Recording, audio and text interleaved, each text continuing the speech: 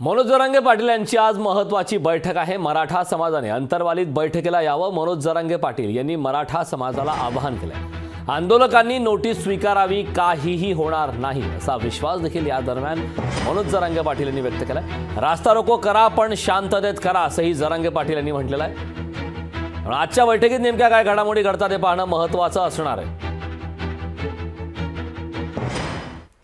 मनोज जरांगे पाटील यांचा उपोषणाचा आज 16वा दिवस आहे। आज जरांगे पाटलांची निर्णायक बैठक असून यातून पुढील दिशा ही निश्चित केली जाईल। दरम्यान दुसरीकडे अजय महाराज बावस्कर हे आंदोलनात कुठेही सहभागी नव्हते। बावस्कर महाराज हा समाजासाठी कलंक असून त्यांनी जरांगे पाटील यांच्यावर बोलू नये असा इशारा यावेळी आंदोलकांनी दिलाय। यावेळी त्यांच्याशी बातचीत केली आहे आमचे प्रतिनिधी सुधाकर जाधव यांनी। पाहूया। सगळे सोयरे कायद्याची अंमलबजावणी करावी या मागणीसाठी मनोज जरांगे पाटील यांचं आंतरवली सराटी गावामध्ये गेल्या 16 दिवसापासून उपोषण सुरू आहे।